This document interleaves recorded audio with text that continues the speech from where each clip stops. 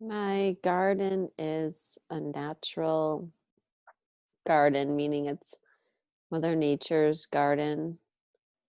And it's this like circular meadow area that's surrounded by these beautiful rock formations. And the flowers that are in this garden are wildflowers, like honeysuckle and columbines and little purple violets. And there's mountains around. On one side of me, there's a small lake, and these rock formations kind of extend around me. And I can see little birds, lots of hummingbirds, and little rabbits around this garden space I'm in. It's all covered with grass where I'm sitting, kind of enclosed in this area. And what are you doing there? Did you come there with a specific purpose? It's a special place for me because it's a place where I used to go to with my twin in another lifetime, and I used to meet him there. So I just like to go there and feel the energy there and connect with the past a little bit. But it's also just very beautiful and makes me feel comfortable and at home. It's a very sacred area too, because of the beautiful rock formations that are around it. Is there anyone else around you right now? No, just the animals. Very nice. Tell me more about this lifetime with your twin, where both of you used to come to this special place that meant a lot for both of you.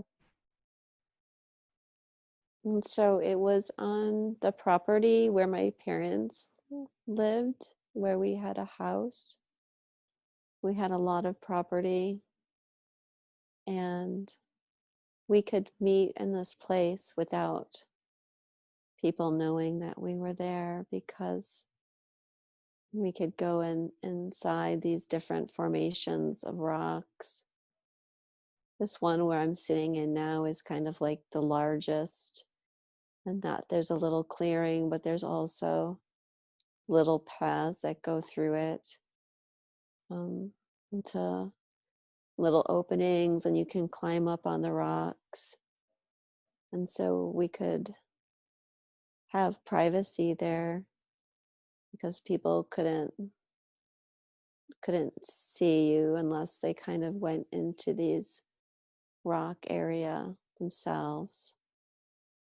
And I wasn't supposed to be seen with him, to know that we were together, so it was a place for us to hide. And why were you not supposed to be seen with him? Because he was the help. He was a cowboy, and he took care of my father's horses, and sometimes working with the cattle and things. But yeah, he was like a hired hand and not someone that we were supposed to be associating with. And certainly not someone I should be alone with. Very good. Now tell me more about this life. Who were you in this life? My father was a rancher, and he raised horses. In many ways, it was a good life, a comfortable life, but in many ways, not comfortable. Good. So let's learn a little more about this life. Let's move to another important scene in that life that has information for you. We're moving to another important scene that has information for you. Be there now, trust your first impressions, and tell me what is happening. Where are you? I'm still at that place.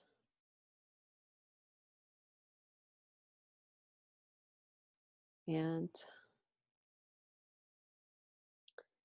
I'm meeting him again. His name is Keith. And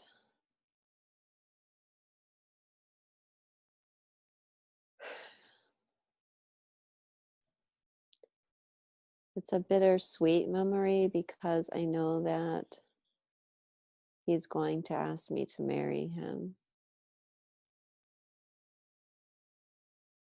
And I kind of have told him in some ways that I would be open to this and to going away with him. But I'm afraid to do that.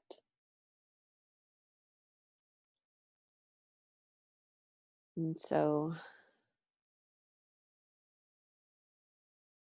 he does ask me to marry him. And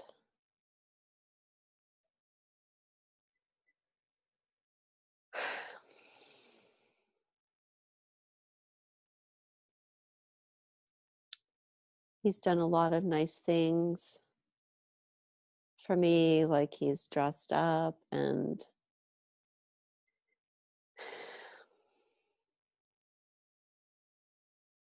I know how much he loves me.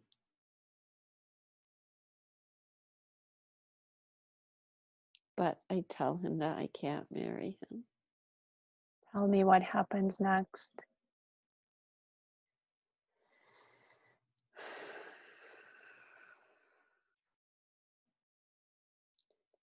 We get into an argument about it.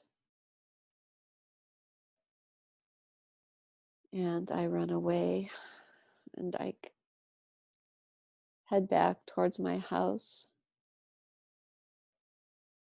But I don't go right back home because I'm upset and I have to pull myself together.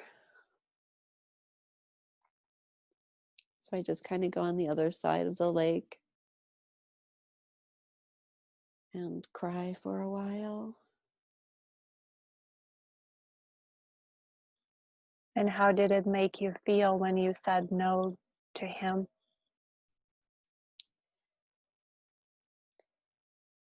It broke my heart.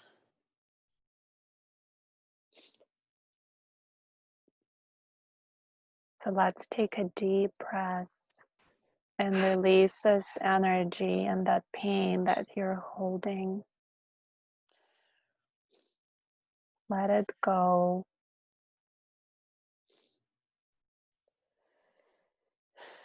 This is just a past memory and there's no need to hold on to that anymore. Release that energy from the past.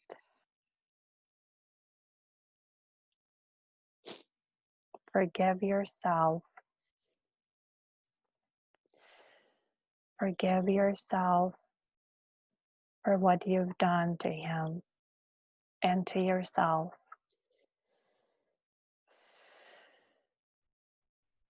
See that energy leaving your body. Now let's learn a little more. Close that scene and let's move to another important scene from that life that has information for you. I'm having a baby.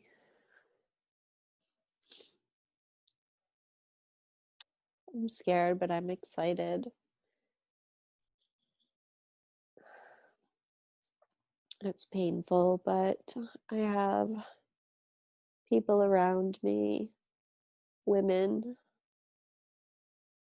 that are helping me. And I almost don't mind the pain because I feel like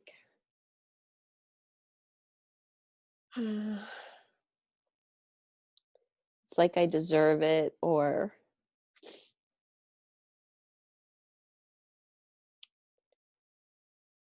it's almost like an external representation of what I feel inside.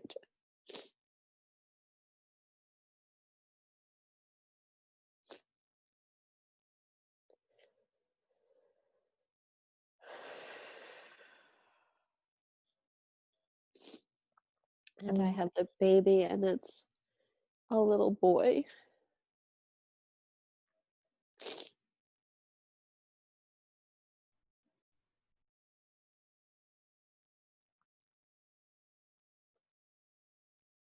Why do you think that you deserve that pain?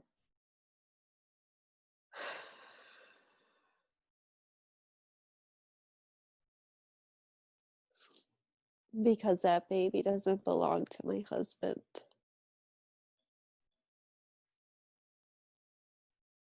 It belongs to Keith.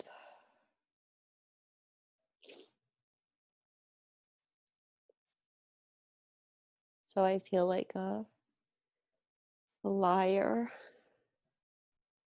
I feel happy to have him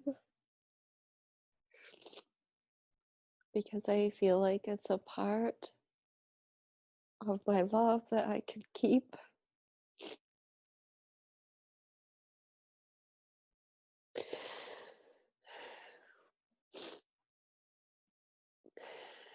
And yet it feels dirty and dishonest at the same time.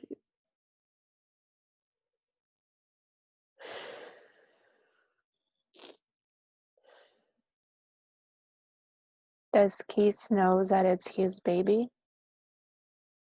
I didn't tell him that it was, but I think he knows anyways. Very good. Now let's close that scene. Take a deep breath and let it go. Now let's move to the very last moments of that life. You do not have to experience anything painful. You see it as an observer if you would like. We're moving to the very last moments of that life. Be there now and tell me what you see.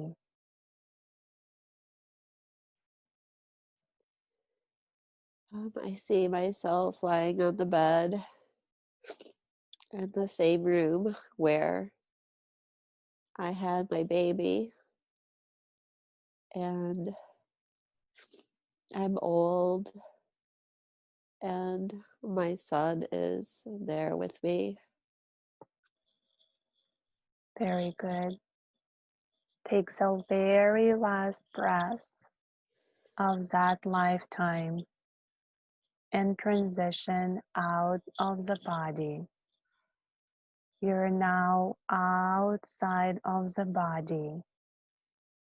From this perspective, you can understand the deeper meaning and purpose of that life. What was the meaning and purpose of that life? I was learning about not being true to myself and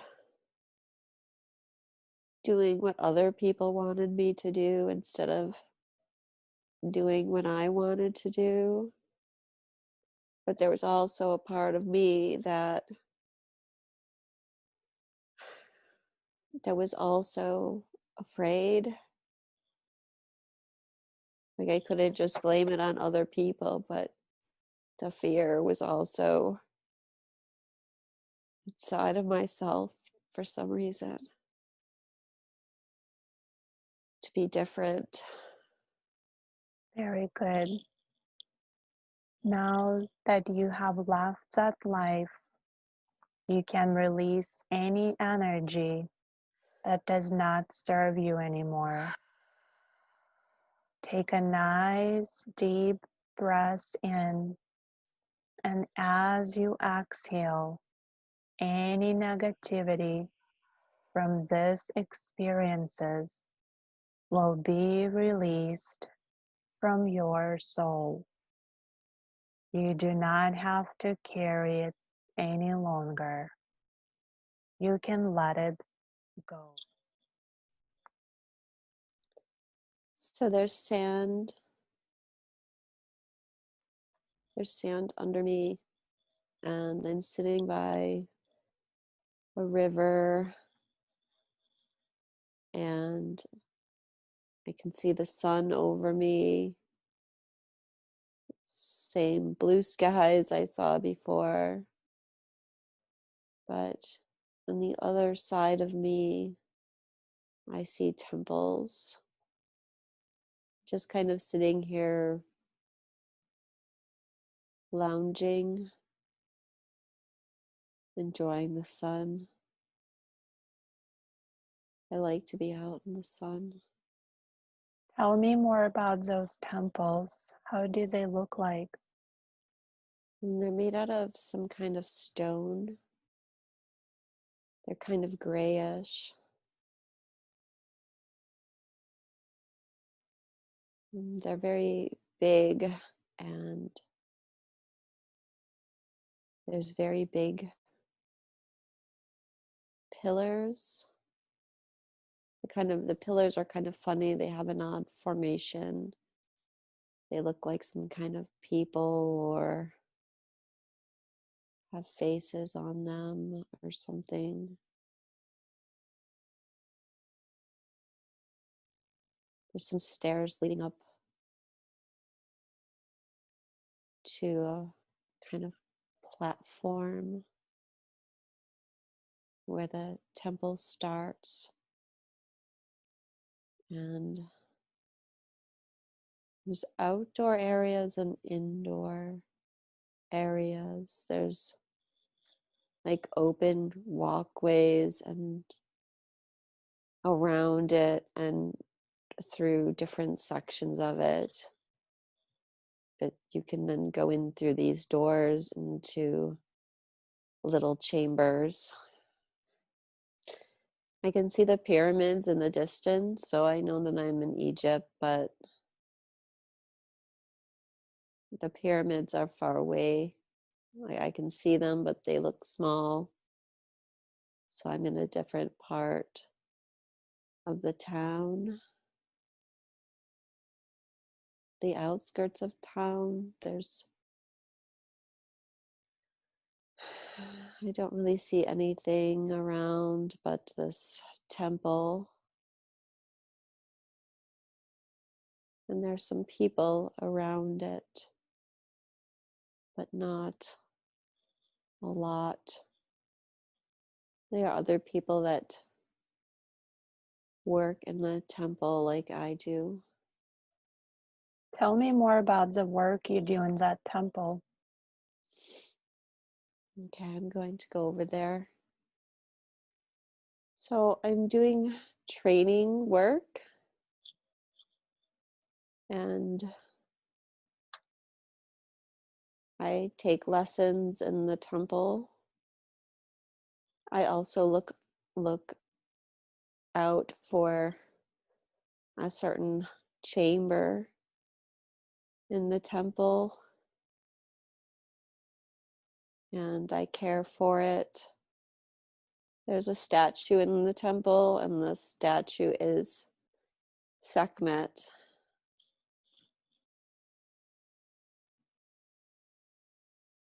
And so this is, I am one of the priestess that take care of this chamber, and we keep it clean, and we offer prayers, and we bring offerings of food and water and other things, depending. Sometimes people bring offerings of gold, of different vessels, or different types of stones and gems, or even sometimes herbs or flowers. It changes, but we bring her food and water every day, and we offer prayers. We offer prayers many times a day, but we come in here and offer special prayers to Sekhmet 3 times a day, because it's our role to keep the goddess happy and to know that her people cherish her. Is that her temple then? Yes, it is her area within the temple. And in the other chambers, there are temples to other gods and goddesses. Now look around you and tell me what you see around you. How does that chamber look like besides the statue of Sekhmet? The walls are like a marble, creamy colored marble, and in the middle, but a bit towards the back, is this really massive statue of Sekhmet. It's like 3 times taller than me,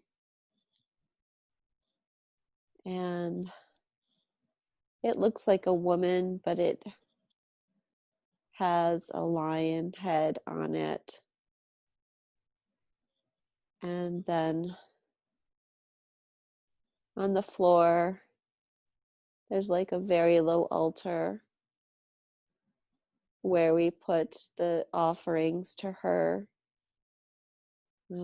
It's not even like a table, it's less than that, because we kneel down on the ground when we make the offering there and when we pray there.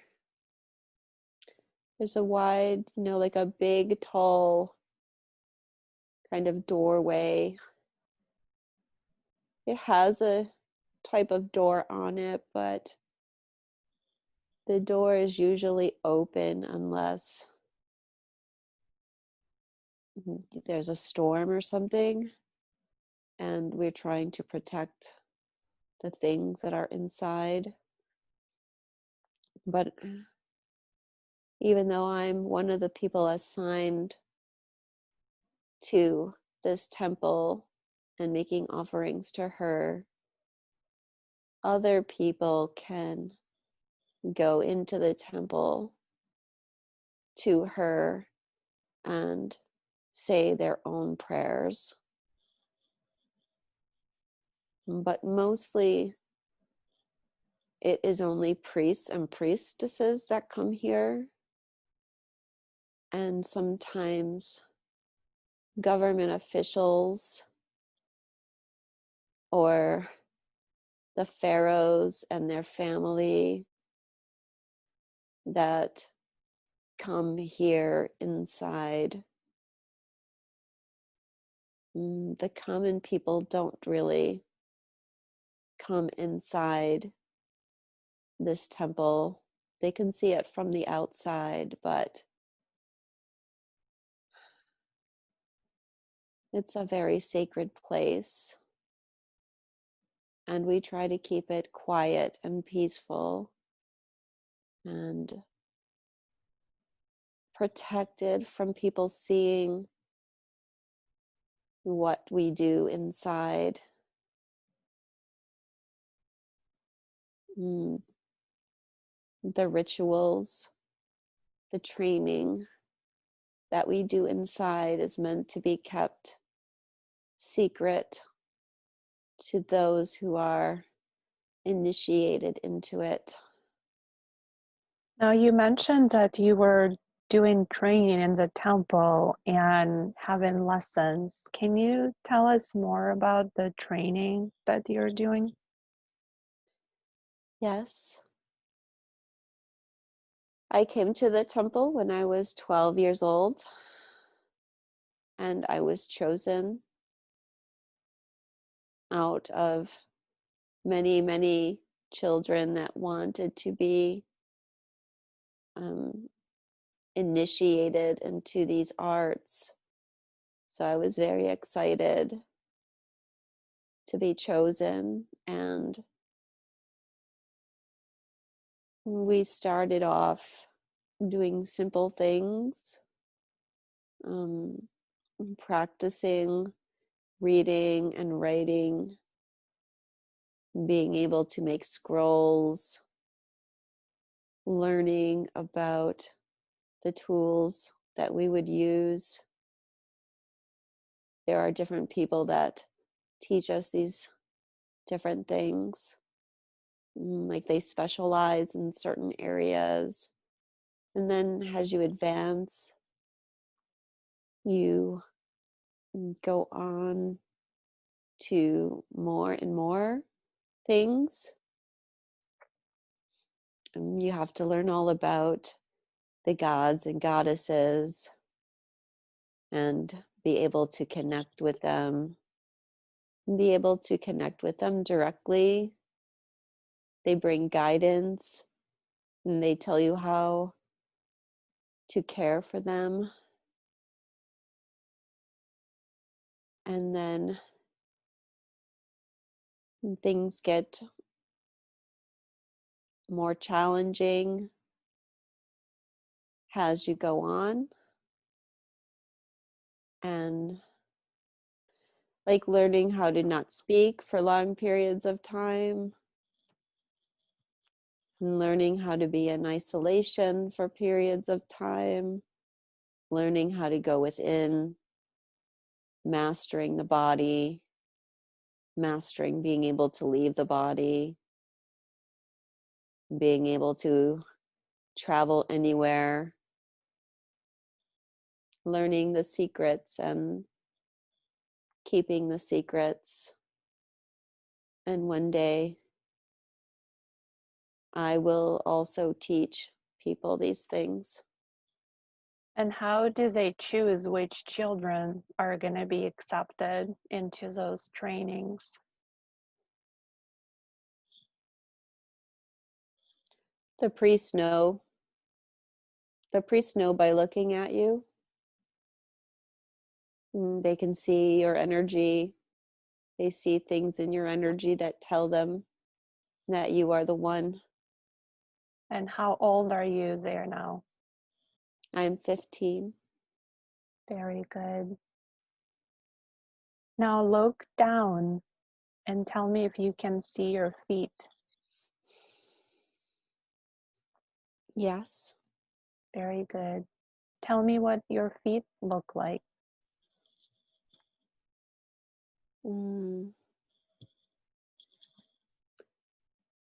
They are small and dainty, and I have on sandals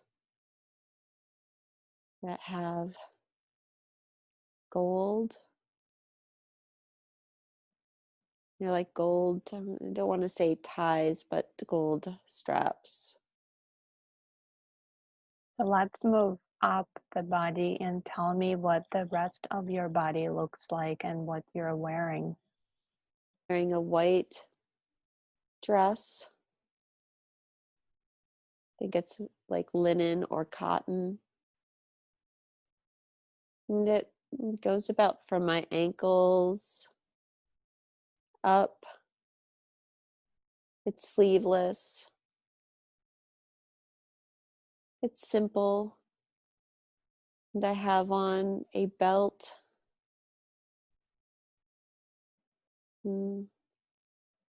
It's like a gold leather belt. And I have on bracelets. And that is all. Anything special about those bracelets? Do they have any meaning? I'm trying to tune into the meaning. They're gold. Most of them are thin and they have different kinds of stones in them. My favorite one has a pinkish color stone in it. It looks more like it's like milky rather than like a clear stone.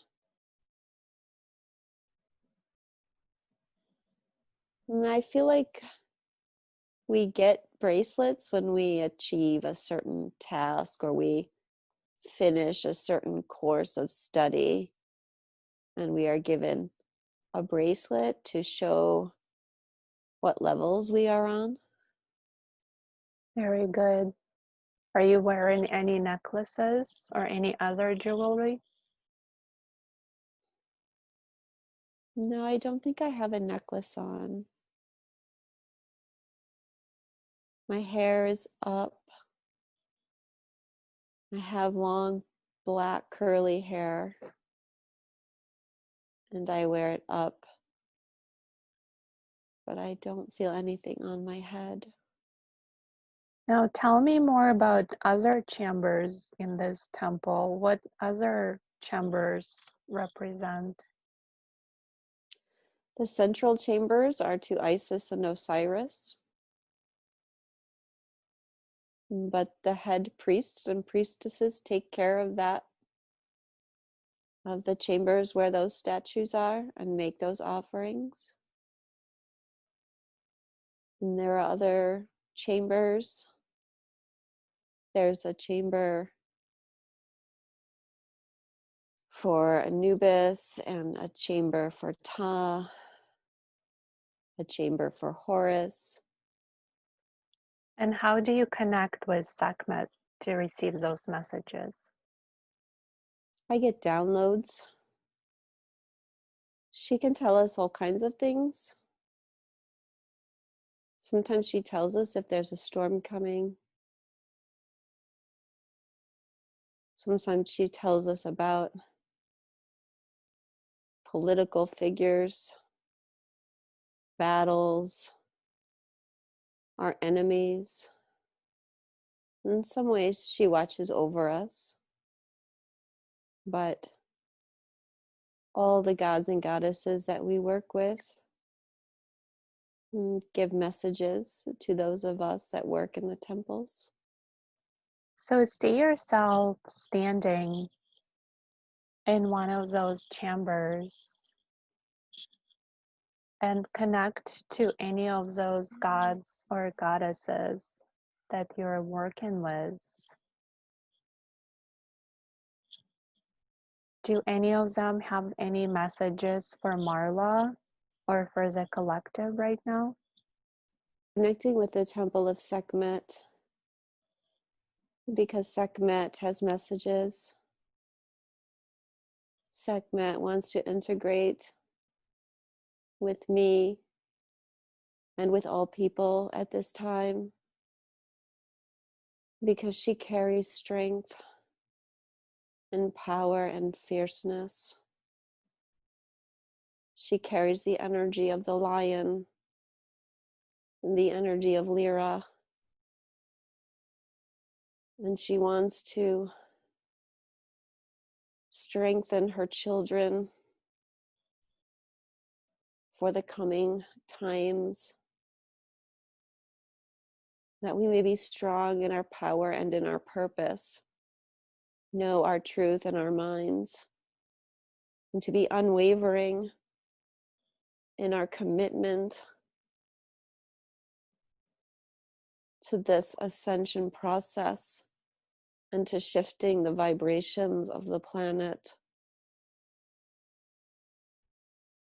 to not be overpowered by this seeming darkness and the challenges and the negativity, but to know our power and fierceness that we all carry in her vibration.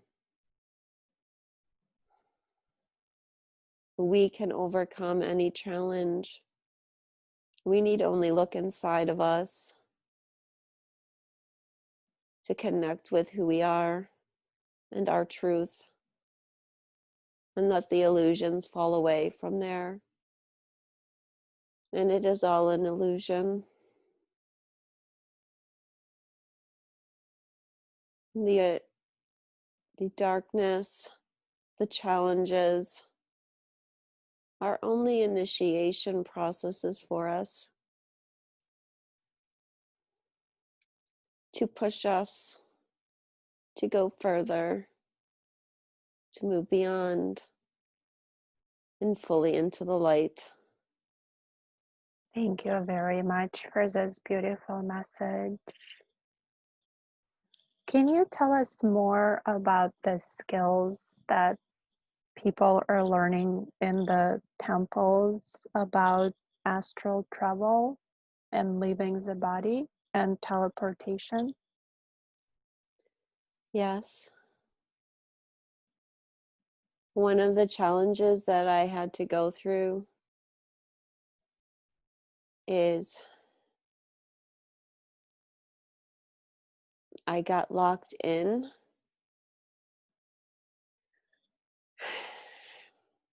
We got locked in a sarcophagus. And they closed it on top of me and I could not get out. And it was very scary at first because I couldn't move. I couldn't really stretch my arms or my legs. And I had to remember what I was taught, and to not panic, to not be afraid, that that box was just an illusion. It was just a prison that encased my body, but it did not encase my spirit. And I could free myself whenever I chose. So when I was able to get myself calm, I rose up out of my body and out of the box. And it was like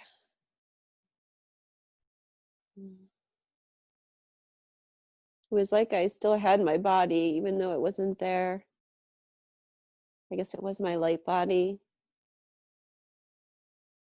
And I was free and I could move around and go about my day or go anywhere that I chose to go. Because the body need not hold us down. But as humans, we can become afraid of leaving the body. We can fear that we won't find our way back, or that to leave our body might bring death. But that is not so. In some ways, the body holds us back as a prison that we need not be limited by. But we have to overcome the fear of leaving it. Once I mastered the skill once I was able to stay in there for a certain amount of time without panicking or being afraid or even feeling like I was held there, because I was not. I was out at other places. And then it was open, and I was done with that initiation. I had learned how to travel without my body. Is this one of the skills Marla is mastering in her current life right now? It's a skill that she has pretty much mastered. And she can leave her body and does so at times, but she does not do it as often as she could. There are times when she might connect with different places around the world in a different vibration. She doesn't not have to go to these places physically to actually be there. And she has done this before, but it might suit her to practice it more and to go to more places and different places, because she tends to go to the same places over and over again because she's used to it and she gets attached to certain places. But to expand the areas would help her expand into new levels of consciousness, because she would be seeing, viewing, connecting with places that she has not been before. And so in that way, she would have to step out of the comfort of what she's used to seeing and going to. Can you tell us more what Marla is doing with grid work? She seems to be traveling to the places, historic places, and bringing the freedom codes to those places. And also those places seem to be where she had a past life in. Can you tell us more about this? Yes, when she came in as a soul, she was downloaded with many lifetimes that connect to historic places. And in that sense, we leave her breadcrumbs of understanding to have her connect with these places and travel there.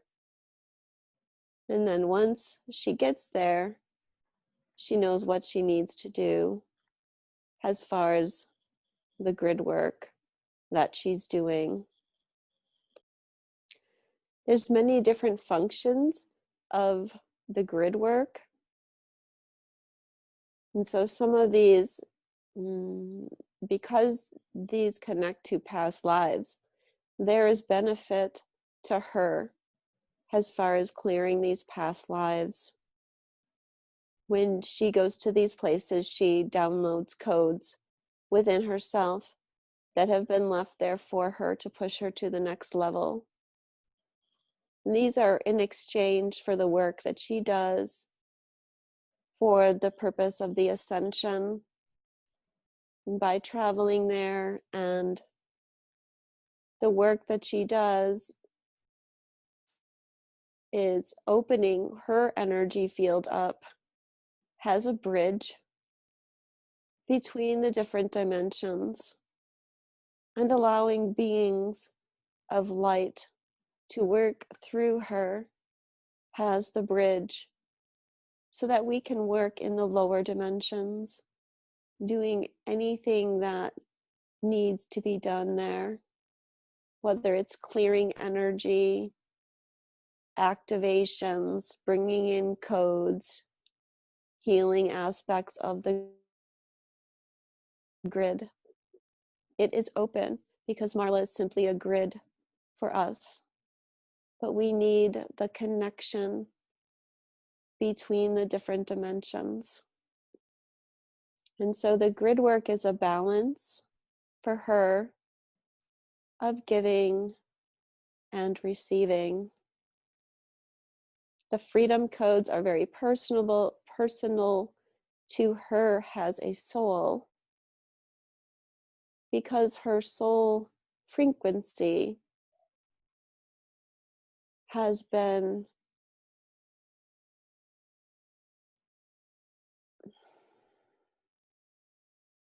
attuned to the frequency of the United States, and she has had many past lives in the United States,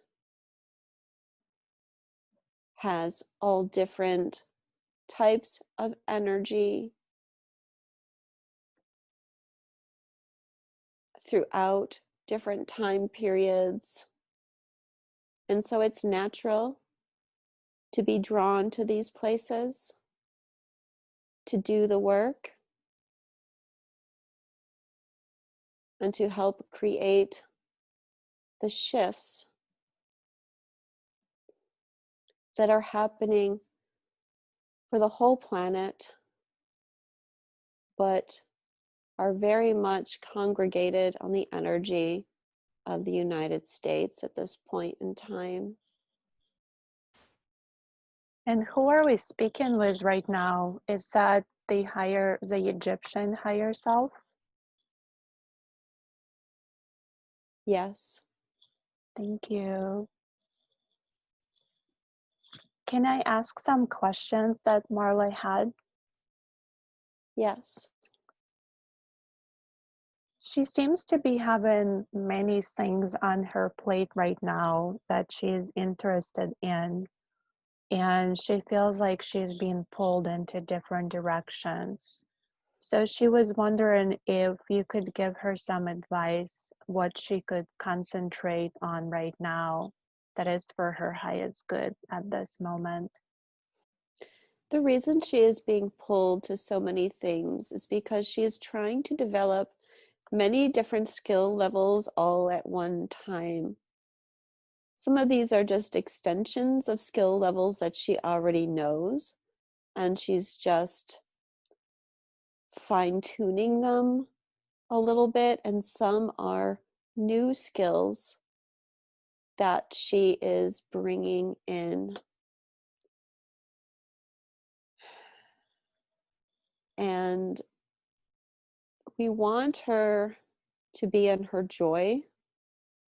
This is the most important thing right now for her and for many people at this time, is to be in the things that bring you joy, because that can neutralize more of the negative energies or the lower vibrations that want to infiltrate your energy fields. And so it's okay to go from one thing to another thing, as long as we are in this vibration of joy. And she should know that whatever she's doing, whatever she's working on, she's developing more and more skills. And she's seeing more clearly how these skills fit with each other like pieces of a puzzle. And she has not witnessed the full unveiling yet, because we do not like to go too far into the future. But at the right moment and in the right time, all of these skills will come together and be everything that she needs. Very good, thank you. And how can she best serve right now? Meaning serve in the best way that she can. As we have said, being in joy is very important. For the next several years and beyond, for one should always be in their joy. But what we refer to is the changes happening on the planet. And as people go through the change, it will unleash fear and anger and negative energy that simply has to be transmuted from their energy fields. And so one of the best things for all light workers to do is maintain a sense of joy to help them stay above anything that might be going on. in the lower frequencies as the changes are made. So that's very important in following, if need be, what one feels from day to day or moment to moment of what brings joy. For one day, walking in nature might bring joy. The next day, painting might bring joy. Whatever it is, just express, because at this point in time, you are all learning and being guided to express your creativity as a way for you to bridge that which you experience in your minds and that which you want to create in the world, both individually and collectively. So this joy and expression is very important. Very often, Marla gets joy from doing the work that she's doing and bringing messages and creating videos and studying the astrology of different things. And she should share that when she feels guided to not be afraid to share those things, and to not even question those things that she shares. Because the things that she shares is about her more than it is anything else. So that is an important part of her mission as well. But she should do it when it feels good and when it brings joy. And if it's not bringing joy, then it's not the right thing. It's not the right vibration. And she can allow that to pass. Thank you. Now, she mentioned that she had a life in Egypt with her twin. That's kind of the core past life for their relationship and the things that are being reflected in the current life. Did she fully release that life, or is there more work that she needs to do on that? She has released what she needs to release at this time.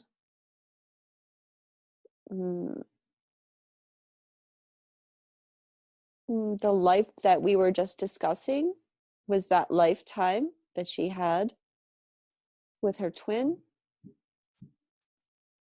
That lifetime is important because there are skills and knowledge that she learned there that's core to her mission and her mission with her twin in this lifetime.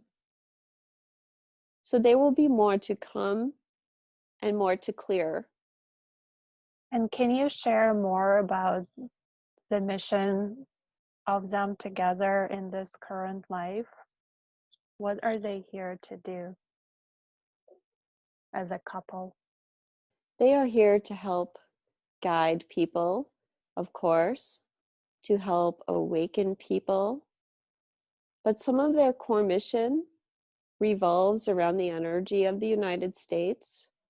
As we said, they both have very strong frequencies and past lives connected to the energy of the USA for a purpose, because they are here to help bring in the changes around society, around the political system, around the programming, to help shift people's consciousness into more freedom and feeling more empowered. And this energy will go around the world.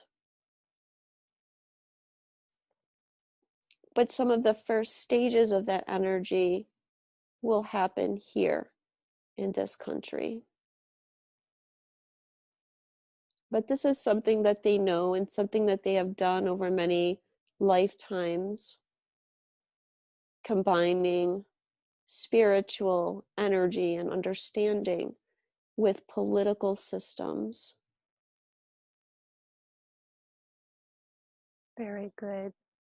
Now let's learn a little more about the Egyptian lives that she had with her twin. Let's move to an important scene in that life that has information for you. We're moving to another important scene that has information for you. Be there now and tell me what is happening. It's our matching ceremony. It's kind of like a marriage ceremony, but it's not an actual marriage. But the priests know. I told you they know who to pick, who is the right person to be chosen. And the priests also know who your partner is, who your soulmate is. And they choose both of you for training. And then when you reach a certain level, they connect you together. And you begin your training as a team. Can you share more what that training is like for the masculine during those time periods, like you've shared about the training you went through? Yes, it's very similar to what I went through. For example, the masculine is also assigned to a temple. He does not work with me in the same temple at this period of time, though. And they also go through initiation processes. Similar to the initiation process that I went through, being locked in the coffin, my partner went through a similar challenge to overcome his fear. And we did this simultaneously. And his initiation was to swim underwater through a very long tunnel. And so it was his job in his own way to disconnect with himself, to disconnect from his body in a way, and disconnect with his fears so that he did not become afraid and did not panic while he was underwater and not able to breathe. Very good. Now let's go back to the scene when you were first matched and when you saw him for the first time. Be there now and tell me what you're seeing and feeling. I'm very excited. I'm very happy. I already knew that they were going to choose him because I could tell. We knew each other. We know each other because even though we don't always have classes together, because sometimes the boys learn different things than the girls, we do also have classes together. And so I knew in my heart that it was going to be him. And I think him quite handsome. And what did you call him in this life? Armusha. So tell me more about the training you went together as a couple. Much of the training that we go through as a couple has to do with creating balance within the energies. One of the things that we did that you asked about, the difference between the men and the women, is as women, we very often focused on the goddess energy, and the men focused on the God energy primarily, although we do connect with the gods as well. And we do know about the gods and understand the gods.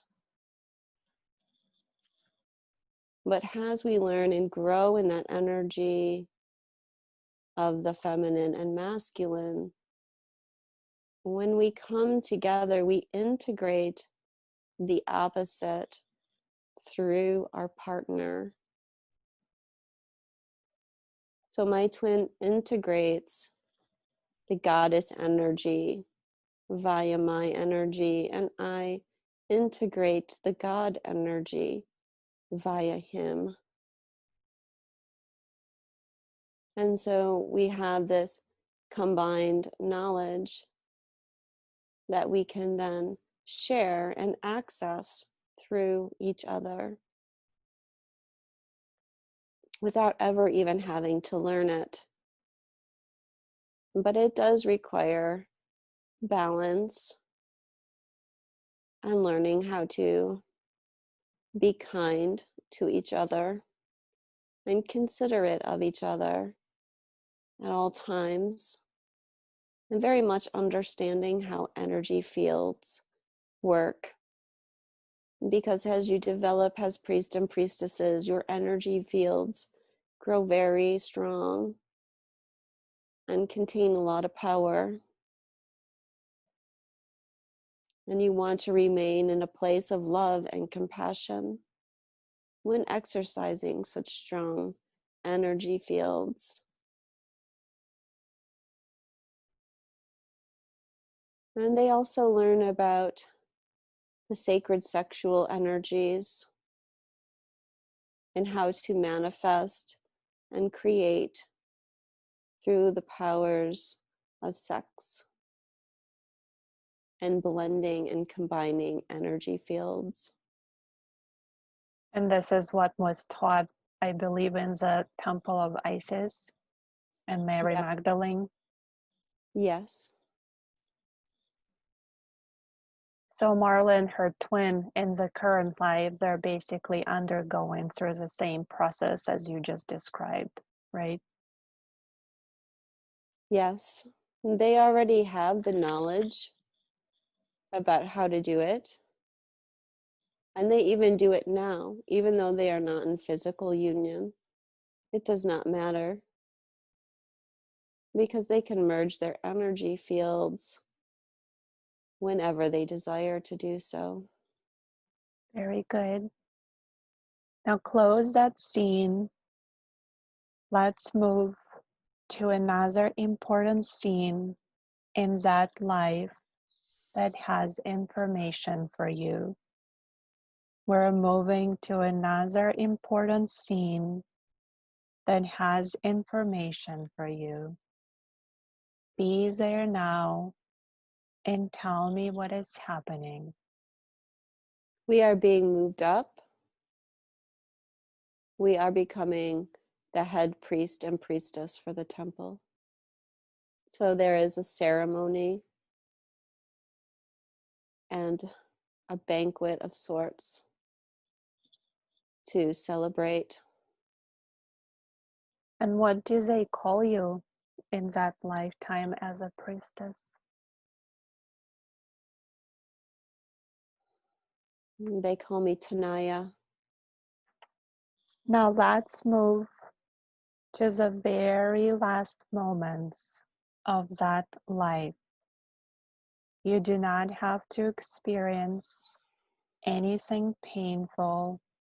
You see it as an observer if you would like. We're moving to the very last moments of that life. Be there now and tell me what you see.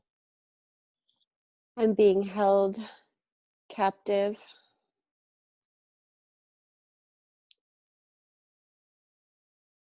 There are people that have kidnapped me,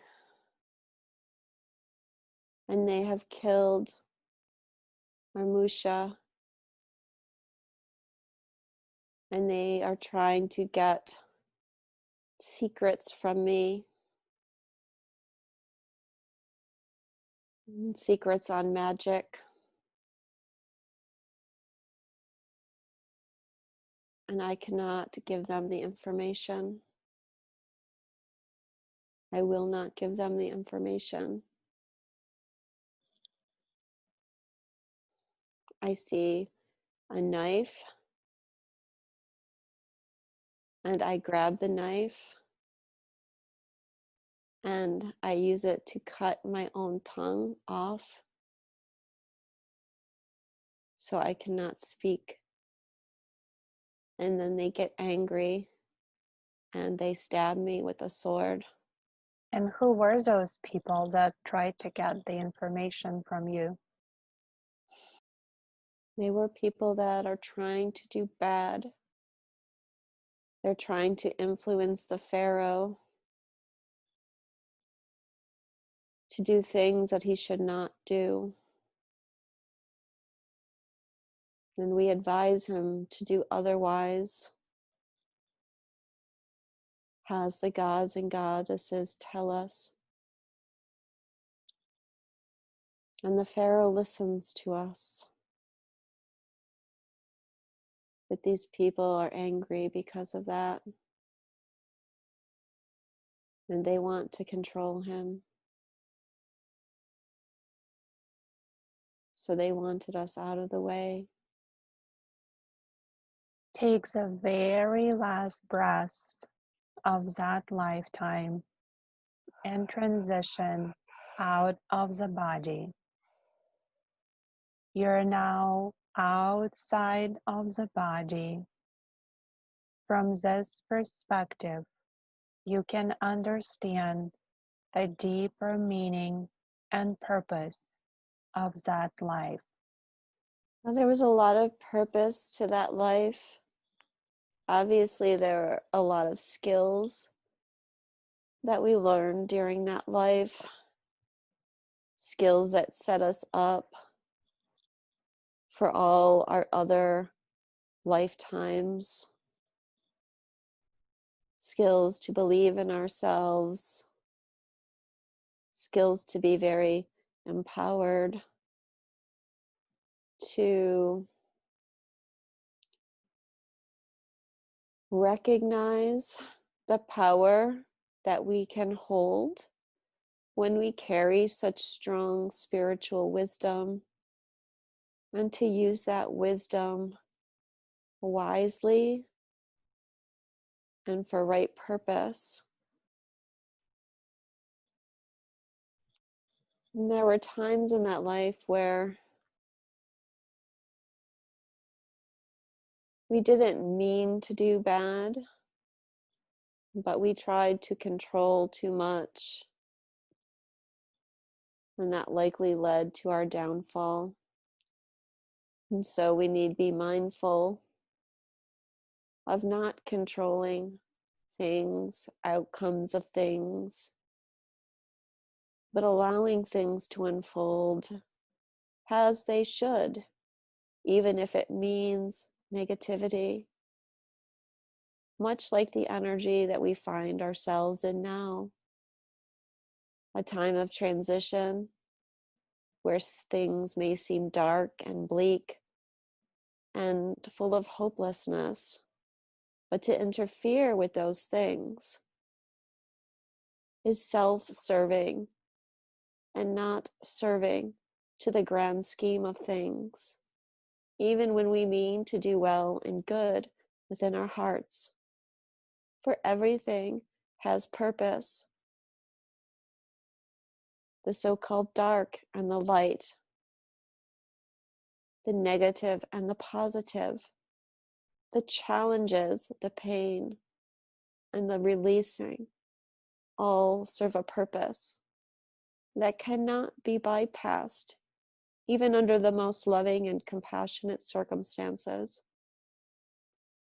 For to do so interferes with not only the plan, but other people's karma and their life lessons.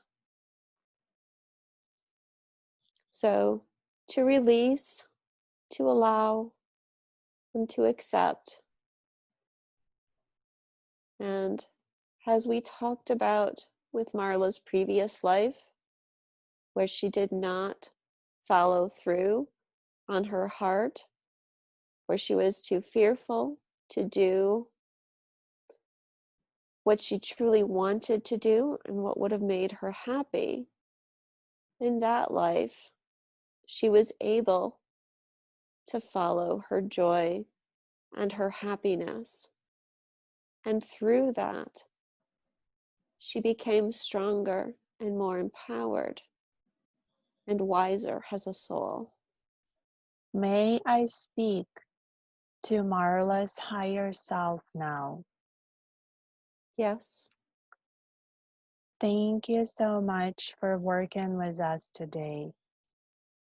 I would like to take some time to ask some questions. Is that appropriate? Yes. Thank you. How does the Egyptian life relate to Marla's life now? She's going to be using a lot of the skills that she used in that lifetime, a lot of knowledge of astrology, knowledge of sacred union, knowledge of overcoming fears, and being able to connect with her higher self and other interdimensional beings. Also, the political piece is important because, as we have said, she's going to be doing some political work here now with her twin. And she needs to keep in mind what happened in that lifetime as part of the political trials and tribulations that she experienced. As we said, not interfering with other people's journeys or energies. All they have to do is bring their own wisdom and their own energy, their truth, who they are. That is the most important change bringer. And then I know Marla has the freedom codes for those historic places, and she and her twin, as you mentioned, are supposed to work together, specifically with the energy of the United States and doing the great work here. Why was Marla chosen to bring those freedom codes? Is that something her soul chose for this lifetime? Or is it because she's had the past lives and it's all connected? Why does she have that mission with her twin specifically in this lifetime? She has that purpose, along with many people that are also doing similar work. This mission started before she chose her incarnations. So before any of her past lives happened, she and her twin knew that this role would be taken on, that they would work for the ascension of planet Earth, and indeed they have worked on ascension of other planets. And so the past lives that were chosen were past lives specifically to enact within her and within her twin the necessary DNA structuring and code information. So one begets the other one, meaning this point was the first point, and the other lifetimes During the American Revolution, the timelines has Native Americans. The timelines has pilgrims, has explorers even. And throughout all of the different wars, and she will begin working on other wars, other war areas soon. That is to give her the right vibrations and frequencies to do this work. And it corresponds with the love that she has of, for example, history. And there are other people bringing in freedom codes as well. And they do it in a different style, in a different way, because they have different passions and different roles and different jobs. But the codes that Marla brings in is very much connected to her passion for the history of this country. And they will all fit together, as we said, like pieces of a puzzle. As we move through our incarnation, and we should say incarnations, we pick up these different loves, these different passions, and we can't really see how they connect. But at a future point on the timeline, all of these things will intersect and connect and make sense. Very good. Thank you. Is there anything else that wants to be shared for Marla that we did not get to discuss today? We would only tell her to have faith, to be happy, to let go of worry, not to attach too much to anything seeming outside of herself right now, but to focus on the inner world and know that everything is unfolding perfectly. She's doing perfectly. Her twin is doing perfectly. And just be excited for the future. Are there any messages to share for the collective?